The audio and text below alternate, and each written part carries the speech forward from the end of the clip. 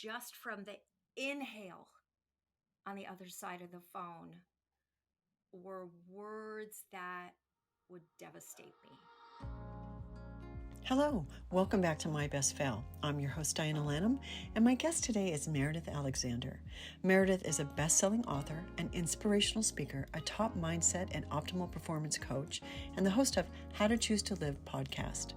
Meridith is sharing her story of how a devastating family event took her on a journey that ultimately led to her next best self. Well, welcome, Meridith. I am so excited that you're here. I am super excited to be here, Diana. And also, if you were listening to this, thank you so much for honoring us by being part of this conversation, for sure. I love that you thank my audience. You're the first guest that's ever done that. So thank you. No, I love it. I think it's awesome. So let's just dive into this. Give us a little bit more of your background, and so we can find out who you are and just kind of where did everything begin for you? Sure. I grew up as an only child. So, other than my beloved dachshunds, I felt like I spent a lot of time with me. So, that really made me crave from a very young age to try and figure out, who am I and why am I here and why do I even matter? And then there was the other part of me that dreamed of growing up and being a principal ballet dancer with the New York City Ballet. And that was where my heart began to soar. And that was the first time I started to get to know that little thing inside of us that is that little voice that likes to speak to us. And this little voice was cheering me on at every moment and saying, this is your thing. This is your destiny. This is who you're meant to be. I was well along that path. I was a standout in ballet. I even got to be in the New York City Ballet production of Nutcracker when I was a little girl. So it just seemed like this was my destiny. And where things started to crumble was when I was about 13, when my parents announced out of the blue that they were separating and that they had to figure out what to do with me. Well, I was kind of focused, I'm going to be a ballet dancer. That's what I want to do so I can go somewhere where I can go to the next level. Well, they started having me look at prep schools. For me, though, I was determined. Nope. I'm not going to boarding school because I'm going to be a ballet dancer. I mean, every cell in my body knows this. And so then one day in the spring, when we were kind of battling these options, I walked into my beloved ballet teacher's quote unquote audition for her spring production. Well, everyone knew I was going to get the lead. I mean, that was just kind of a given. However, on that particular day, my beloved Miss Marmine would not even look at me. It was as if I did not exist. And I danced my heart out. I pointed my toes even harder. I did everything that I felt like I could possibly do. And still she looked beyond me. And it was so noticeable that at the end of class / the audition, when we got back into the dressing room, all of my little friends said, "What's up with Miss Marmine? It was really weird. She wouldn't even look at you." Next week, I get back into class and I see all my friends crowded around the bulletin board where the cast list has been announced. And I go and I look. And not only did I not get the little match girl, I did not get a secondary role.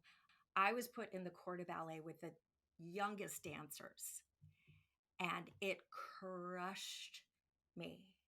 And I, in my 14-year-old wisdom and life experience, took this to mean that little voice that had been so freaking clear had lied to me. And that little voice had betrayed me. And so I danced my heart out in the spring production, but I signed on the line to go away to boarding school. And I That's so sad. never danced again.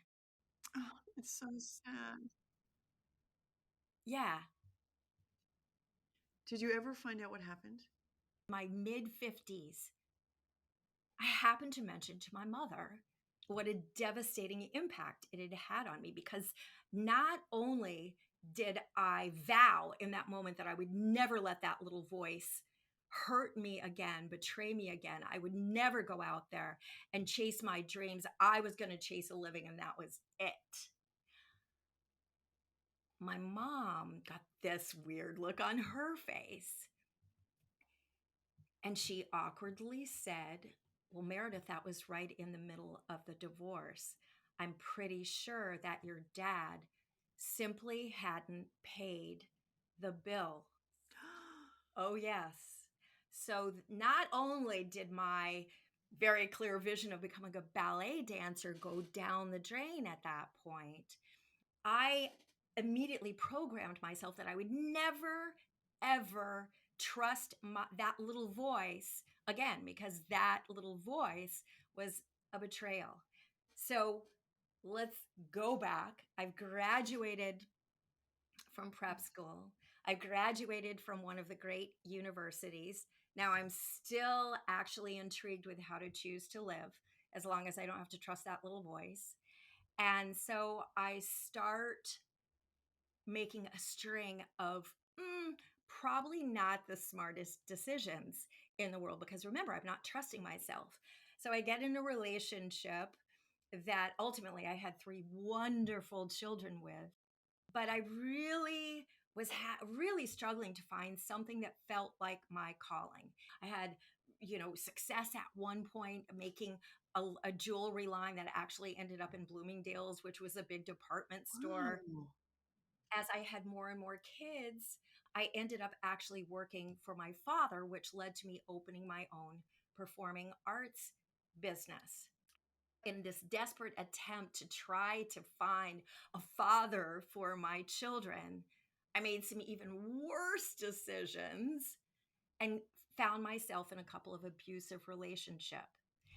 In the process, as I'm running this performing arts business, I get double crossed by a couple of people. So let's just say that I had this great vision of what my life would look like. And I woke up time and time again thinking it doesn't look at all like I thought I would look like. And I felt like the more I chased, the more I failed. And so, I look at especially my younger daughter, who was a dynamo. She was total success story. I mean, all three of my kids were, but in a different way. But she was the one who went to Yale as kind of that was her big thing. And so she's surrounded by all these parents who were like billionaires. And here I was, this crazy single mom. I know what it's like to be the only breadwinner and also struggling, trying to get your job going, making sure you're a great parent for your children, right? And making sure they have the things that they need. But the fact that you just kept moving and that you were also trying new things, like you were, um, you wanted to be more than just a mom. We have a tendency to say, oh my gosh, but it'll be so hard. Doubting whether anything will ever change unless you change, that's hard. Also, if you have a support system around you, Absolutely. Sometimes this type of podcast that you are listening to right now, this this equals a support system. I love that you brought that up because I've told people you can go now and find your community. We live in a world now where every single thing that you like or the kind of tribe that you want to find, there are communities out there and they're online and you can find them, especially if you don't have anyone. Like Yes. if you come from a dysfunctional family that you have kind of had to separate yourself from to survive, or the people that you Right. grew up with are no longer Right. alive. And also, too, as much as I've had some of my friends, men and women, say, um, if I just had a partner, and this is when they have children. Yep. If I just had a partner, I could just, to share the load. Right. Yep. So as much as it is a bonus in a lot of situations, sometimes it's a blessing in disguise, because you can, we have enough doubt in that inner dialogue that we do. When you have a bad partner, at least you don't have that feeding you and feeding your doubt and negativity. I love that, Diana, when people used to say, "Oh my gosh, I don't know how you manage with 3 kids." I used to giggle like you and say, "Well, truly the ideal is when you have 2 partners who are really aligned with each other." But I think the second best thing is having just one where perhaps that other partner is out of the picture and not causing the conflict and not pulling at the kids and all that kind of things. This sounds actually like a good segue into the second half of our story. You have another journey. Yes. Would you like to be a guest on our show? If you have a story to tell, send us an email at contact@mybestfell.tv. If we think it's a good fit, we'll reach out. You have a lot to tell, and your story is definitely a journey. Diana, that was quite the day. It started out actually as a day when I think I was finally starting to breathe again. All 3 of my children were now looking pretty good. My oldest, my son, was already one of the 30 under 30 in Tampa Bay. He was doing amazing things in his career. My oldest daughter was going up the ladder with NBC, and my youngest, my little baby, had graduated from Yale. She was on a fellowship in South America. She was 22 years old. And she had done more to positively impact the world than most of us. She had been to 5 out of the 7 continents.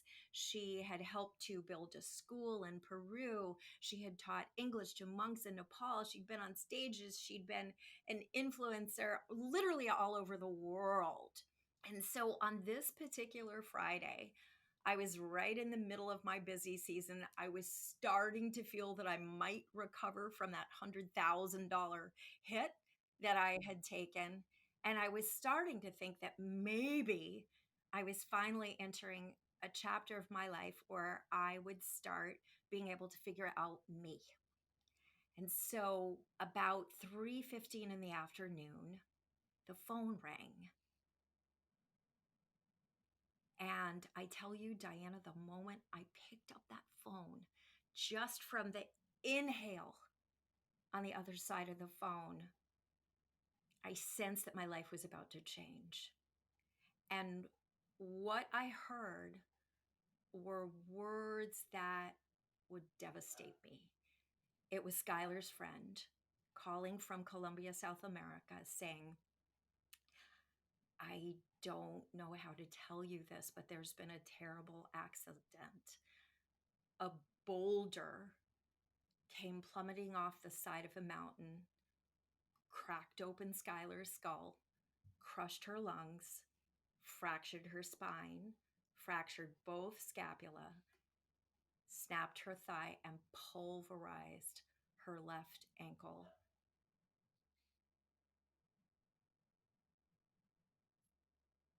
Diana, in that moment, it was almost as if I split into 2 versions of myself. One that was in total disbelief, that was just kind of watching everything happen. And the other part of me that was just feeling so impossibly small and inadequate. Within a matter of hours, I regrouped with my other 2 kids. But I did one thing, and goes to your point of community and support. I did one thing that I did not realize would be pivotal. I popped onto Facebook for a moment. I'm just finding out that my youngest daughter has been in a terrible accident in Colombia, South America. Does anyone have experience with these kind of things? And so out of the woodwork came all these people who knew Skylar or people who didn't really know Skylar, but knew someone who might be able to help. And it was as if immediately we had this global family. My oldest daughter and I raced to the airport. My son stayed here. We got in a flight from Miami to Bogota, from Bogota to this tiny Colombian town that I'd never heard of and I still can't pronounce, called Bucaramanga or something like that. And then we had a 4-hour drive to the tiny little town that had a hospital that actually happened to have an ICU. And here's part of the miracles that you were talking about a moment ago, Diana. And it is that had this happened in Tampa, had it been a car crash, I would have hysterically raced to Tampa General and I would have been overcome with grief about my child. However, the way this transpired, I was still feeling that perfect storm of negative emotions, but I had to get on a plane. And the first thing that I learned is that there is no more powerful place to ask yourself some questions and your God universe, your whatever you want to ask in these moments than at 30,000 feet. And the first question was, how much power am I going to give this boulder? Am I going to allow this boulder to turn me into the second victim, which would basically destroy that legacy that my daughter, even in 22 years, had managed to create? And was I going to erase all that and step into the rest of my life simply as the mother of a child who'd been tragically killed by a boulder? Or was I going to take our power back and I will step into the world as a mother of a child who in just 22 years had made a profoundly positive impact on this planet? And from the moment that I made that commitment, I realized that all that crazy stuff that you and I talked about before, those things that had knocked me down, those were the gems. And so I was content to find a thought at first that would take me out of that despair with a little bit of hope. Yeah. And then to find some thoughts that would take me from hope to a little bit of belief. It was that moment that I think you referred to earlier of this almost profound knowing that some people might call faith. And when I found that knowing, that expectation that Skylar would be fine, whatever the new find was destined to be, we saw miracle after miracle after miracle. Things that were impossible became our daily. Top doctors in the world, when we were able to fly her to Miami, said, what you're seeing is a miracle. You are the miracle family. May 10th is the 8th anniversary of when Skylar officially survived the unsurvivable and was released from the hospital into what became that next chapter of our lives, where she now could not sit on her own. She could not swallow. She could not talk. Let's go back and talk to me about what happened when it was boots on the ground, when you arrived in this town with her in the hospital. So when I arrived at this little tiny hospital in Socorro, Colombia, South America, I arrived as a force to be reckoned with. Even when I was staring at this amazing child who is in a medically induced coma, all of her hair had been shaved off. She had tubes and this crazy thing attached to her leg. This child was unrecognizable. I mean, I've looked at her for 22 years. And had I just seen that picture, I wouldn't have known that it was her. When we saw the x-ray, you would find it unbelievable that someone could survive that. And that was just her skull. And there were a myriad of injuries. And so things began to happen very quickly. The doctors in Colombia, first of all, worked miracles. The swelling that you would expect normally for the next day had diminished to the point where within 3 days, we were able to airlift her out of Colombia to Miami. I was going to ask you about that because I would think that her injuries are so severe. Yes. The fact that she survived was the first miracle. Yes. But then I would have thought that she would have had to stay there for a period of time before her body could be moved. Absolutely. And then of course, there were so many things along the way. Diana, there were these talk about the miracles that you talked about. So getting electricity and getting internet was something else in Colombia, as you probably can imagine. And so most of the time I had none. At one point, my daughter and I and the friend that had been with Skylar were going into the ICU, which is nothing like the ICUs that we have. It was very, let's just say rudimentary, okay, very basic. And we're going in, but we're washing our hands and we're having to put on the gowns and the cap over our hair. And so I put my phone down, and we had just said to each other, oh my gosh, Skylar loves music so much. I wish we could find something to play for her. Blaring out of my phone, and I still get truth bumps, came Izzy's Somewhere Over the Rainbow. And so when I say there were tears, that was one of those moments. I started weeping. I was like, where is this coming from? I did not have it on my phone. It was not part of a playlist. And there was a big alert, a notification on my phone that said no internet. And yet this playlist was almost like being beamed from the heaven, as if Skylar was having a conversation with us and responding to what we were saying, to what the medical team was saying around her. We actually published this playlist on YouTube. It was amazing. It also featured this one song that really has become her theme song, which is Titanium.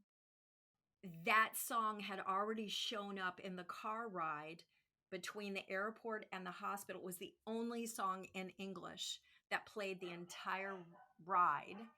And then it played again, and it kept showing up again and again and again for us. So, I mean, we just had these magical communications, kind of to your point, from whether you want to say God, universe, whatever,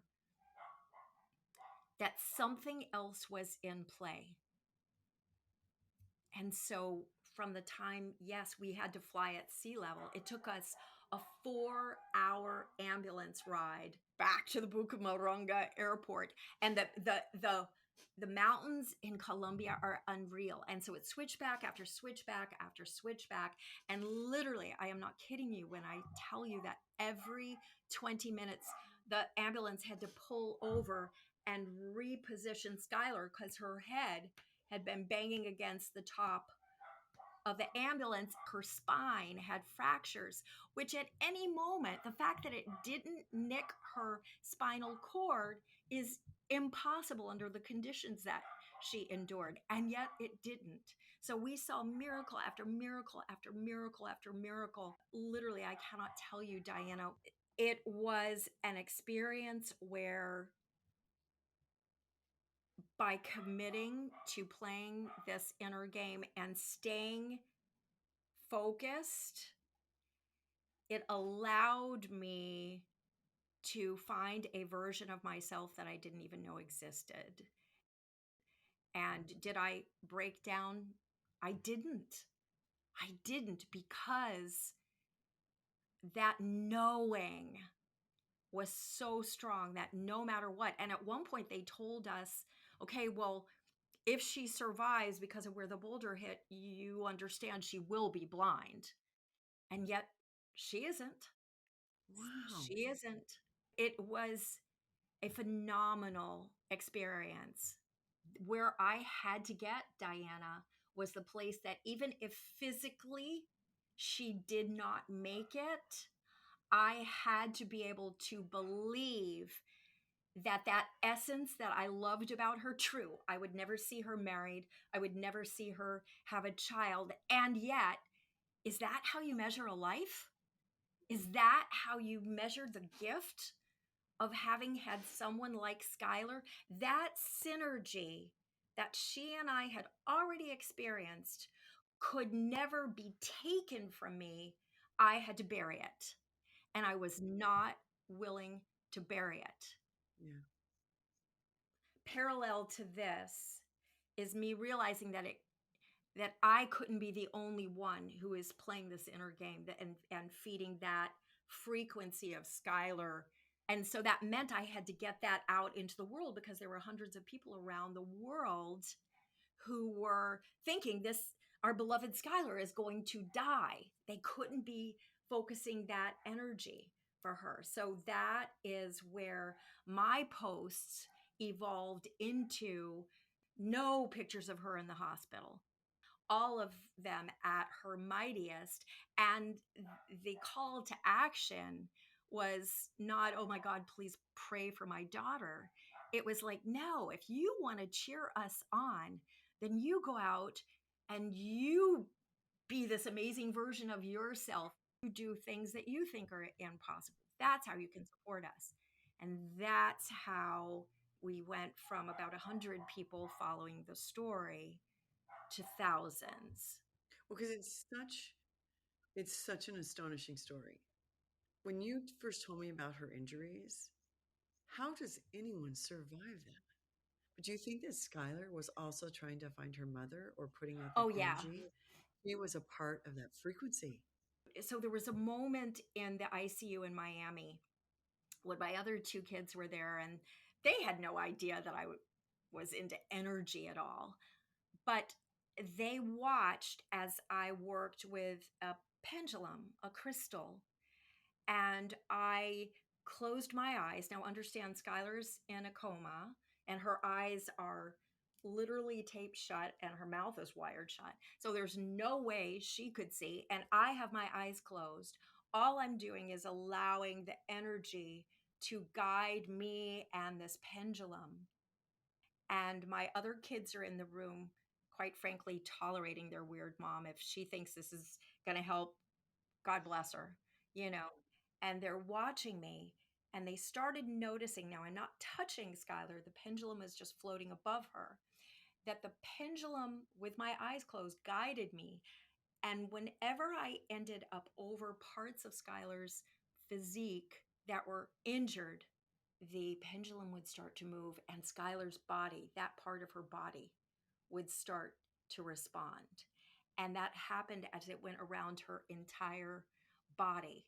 And so, whenever she would be in a procedure, this angel who had come into our life that was almost like my sister, who is from Colombia, Amelita, who someone had referred to us, we got connected. We realized our simpatico around energy. She had been our translator because I don't speak Spanish in Colombia. We stayed in touch, and every single time that Skylar went into one of those, 14-hour procedures, of which there were many, I would go into a deep meditative state, as would Amelita, and we would envision colors around Skylar's physical body, and I would envision meeting with Skylar under this waterfall in this beautiful flower laden valley, and I would have empowering conversations with her and bolster her. And it really felt as if she was feeling energized and that she could take some of our energy. And so as she started procedures, she would be able to, even though she couldn't verbally communicate and she was still heavily medicated, she barely remembers this. She would communicate with me. I could get her to squeeze my hand once for yes, two for no, or ultimately use, one finger, two fingers to communicate.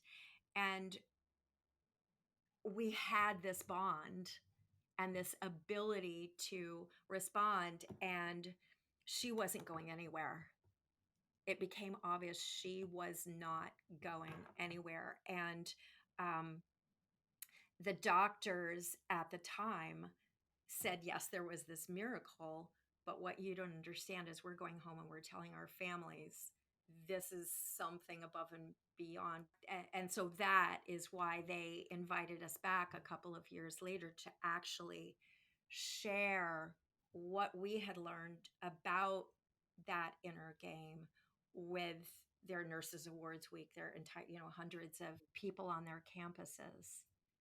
And that's what made me so passionate, Diana, because only in that moment did I really fully grasp, oh my gosh, this inner game stuff. This isn't just real. This is, pardon the cliche, but this is life changing. I say over and over again that it's not in spite of these boulders that we succeed. It's thanks to these boulders that we learn just how high we can soar. And so, do I ever want to live through some of the things I've lived through in my life again? Absolutely not. And yet, would I give them up? I had to go through some trial and tribulations that I never would have had the courage to invoke upon myself. And even if I had, I wouldn't have responded the same way. So, in a way, it was genius.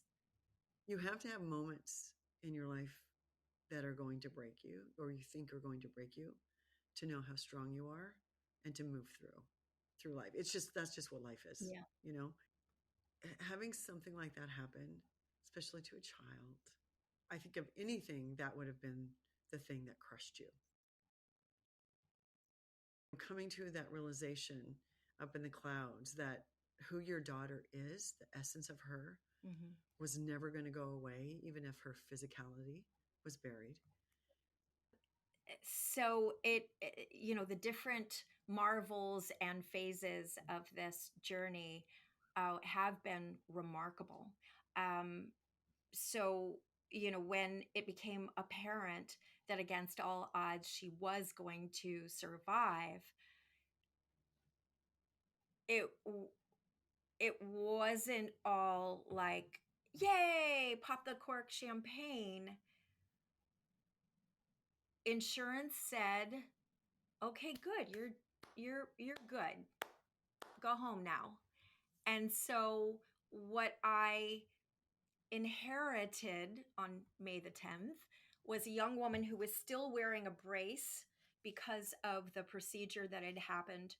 She could not roll over on her own. She could not sit up on her own. She was now 92 pounds. She could barely swallow. She could barely talk. She could not sit up on her own. She would fall. Her balance had been incredibly compromised. She could barely lift her arm. She could do nothing, and I'm not exaggerating, nothing on her own. And I clearly had never anticipated being a caregiver, much less had any training in any of this stuff. And you cannot make cold calls in an ICU. So my seasonal performing arts business had been virtually destroyed. So we were going home to a scenario where every single morning at 3 a.m. on the baby monitor, which I now had in the room of my 22-year-old daughter, I would hear her and jolt myself awake and go in there and help her go use the restroom and then help her get back. And infinite numbers of, changing sheets throughout the day. There was no time to figure out, oh my God, how are we going to find money to pay the bills? Now, fortunately, we had an incredibly successful GoFundMe that bought us some time. And so as I looked at my scenario, our scenario, I started wondering, well, okay, if it seemed to contribute and tap into this kind of energy relative to sky survival, why couldn't it do the same to help me figure out financially and professionally what we might be able to do, what I might be able to do going forward that would allow me to be her 24/7 caregiver and still begin to rebuild our lives financially and professionally. And so, ironically enough, what that ended up being was that now those posts that are in the book had been circulated among thousands of people. The media had gotten a hold of it. And so there were people who were asking me not only to speak, but also to coach them. And neither of which did I have much experience in. The coaching, maybe a little bit, because I was always, I'd studied the inner game a lot. So I knew a lot about it. And I was kind of seeing the formula in everything. And I really had spent many, many years, decades, coaching performing artists to unleash that epic version of themselves. The speaking was kind of like a no go initially for me. I was like, I am not a speaker. I am the person you put up on stage if you want to mess up the introduction of a speaker. I had to face a lot of fears. I had to face a few haters along the way, but even that ended up being a good thing because I'd gotten in the habit of saying, what is this trying to teach me? Mm-hmm. Where is the gem? When COVID hit, it completely, if I had dabbled with the idea, well, maybe I can still get a few contracts from my old business. COVID hit and that was a goner. All the performing arts centers were like, yeah, see ya, Yeah. for multiple years. And so I thought, well, maybe I will play with some of this coaching. Before I knew it, I had people referring other people. All of a sudden, I'd coached hundreds of people, and the testimonials were through the roof. They were like, oh my God, these are things that I'd been working on for decades. And so I started to realize that these things I was afraid of, it's not about me. My story, our story, isn't about me.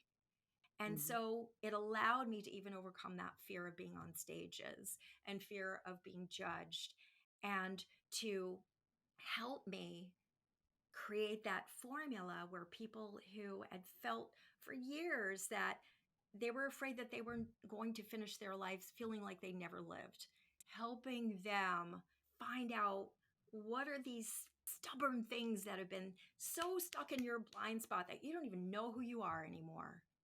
How can I help you find them? Because to your point, you can't do a lot of these things alone. Or if you try to do them alone, you are lucky. Maybe you'll figure them out by the time you're in your wise 70s and 80s. But if you can get help that can compress years into months, into weeks, into days, whatever, why wouldn't you? And I feel like that is the gift of this boulder. It gave us some really powerful things that I feel like you shouldn't have to be crushed by a boulder to experience. Does that make sense? It makes total sense. Yeah. Wow. You are a perfect example of my best fail. The reason I started this podcast about the things you don't think you're going to overcome Mm-hmm. turn out being the best things that you've experienced because they lead you to the life that you have now. And it's not just like, oh, all of a sudden you're going to have this fantastic life, but you're living a life usually with more truth. You Yes. understand yourself better, and you also know that you'll survive bad things, that we can do Yes. hard things and we can survive them. And we usually come out on the other side a better version of ourselves. Yes. The guiding principles about how you found your inner strength and how you found your inner self. I love the process. I'm sad that, I'm still sad. I know that you've overcome, but it still makes me sad why you Mhm. had to start that process with yourself. But I love your energy. And I also You're a perfect example about how changing your inner dialogue and how working on yourself and how you can Yes. overcome self-doubt. Comparing and self-doubt are the killer of every dream. Mm. Um, you're just like a walking, talking example of how you can make that work for you. I lovingly embrace that with so much appreciation. The only thing I think that I heard you leave out was your role in all of this, that you have created this podcast. And again, those of you who are listening to this, I never achieved this on my own. It was the moments when I thought I should be able to achieve this on my own that I quote unquote failed. It was the moments when I realized that there are more than one of us for a profound reason. And so, what you have created, Diana, this opportunity for those of you who are joining us in this conversation, it is so powerful and profoundly important that I hope that if you are listening to this, that maybe you'll even share this with someone, because that is why I'm sure part of what you do, Diana, and that's why I know that I do what I do is for the opportunity to impact and ignite. Impact, ignite, motivate, inspire. Yes. That's all it is. I mean, you when you see yourself in someone, even at different levels, and you see what they're doing, what they went through, and how they're moving through it, it gives you a way, a path to follow. And so many of us have such similar Mm-hmm. experiences and are going through, the same doubts and fears. And that's why I decided to do this, because we all have an epic fail, sometimes several, and setbacks.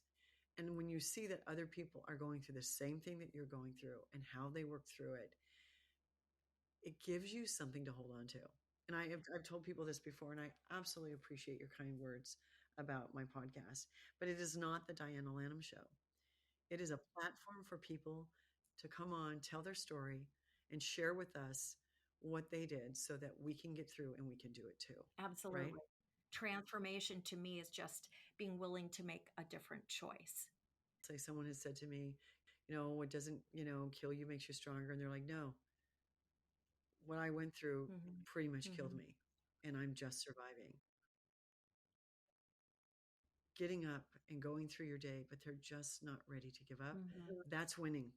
It's not, it doesn't always have to be about you and I were talking about chasing after some big dream, becoming an entrepreneur, doing whatever it is that you want to do, writing a book, doing whatever. Sometimes it's just about surviving. And Mm-hmm. that's the win. Absolutely. And it's by going out there and allowing other people to contribute, to help, to ignite a spark that you're not capable of igniting on your own. And once that spark is lit, then you have the capacity to really see, oh my gosh, there is an epic version of myself. I can turn this pain into some sort of purpose for myself, and I can make sense of all of this. And now I'm making a little bit of impact. Even for introverts who prefer to just, let's just talk, behind the wall, right? Even for introverts, having some sort of human connection, but finding a purpose Yes, is what actually keeps the steps going forward. yes. Because if you don't have any purpose in your life, that's when you're not interested in surviving, right? Agreed. And I think that there can be fluctuating purposes in your life. Don't beat yourself up if you can't find a big purpose right now. It just has to be something that you can focus on. It can be, I am feeding my cat. This is a whole nother conversation that we could have. Yes, exactly. But what I do want to talk about real quick is the fact that you are a best-selling author and a podcaster, and you are inspiring people with your journey and experiences, which ultimately your whole goal is to help them become the most epic versions of themselves. Absolutely. I will put all the links to who Meridith Alexander is, right? Absolutely. Like I said, that is my joy. I am one of those people who wakes up in the morning excited because I am going to be helping people break through and see a version of themselves that maybe they haven't seen ever sometimes. And I go to bed exhilarated, not drained, because it is my passion, right? And so whether I'm coaching or speaking on stages, that is my jam. And so if you are here supporting this podcast, I would happily invite you to brainstorm with me for 15 or 20 minutes. Each time you do that, I open up about 15 or 20 minutes of time on my schedule to just focus on you. Because, like I said, one of the biggest revelations for me is that it doesn't matter how smart you are, it doesn't matter how driven you are, it doesn't matter how hard you say you will work. There are certain things that just we cannot figure out, certainly not as quickly or efficiently on our own. I get a lot of energy and an uplift when I'm talking to somebody that I'm very simpatico with about our belief system. How we Yeah. feel the world, view the world, and about how we maneuver through it and walk with our arms open wide. I love that. Oh, yeah. And this is how we help other people, I think. This is how we help other people too. Yeah, I agree. Yeah. I do want to say to those of you who have been listening to us going, what the heck is going on with the dogs? Those crazy women with their dogs. So this is the thing. We know the dogs are in the background. They're having a day. We either deal with the dogs or we don't have our conversation. And so we decided we're just going to go forward with the dogs and you're going to have to deal with it. Well, all right. Well, thank you so much. And we will be talking to you soon. I love it. Thank you so much for having me. All right. Bye. Bye-bye.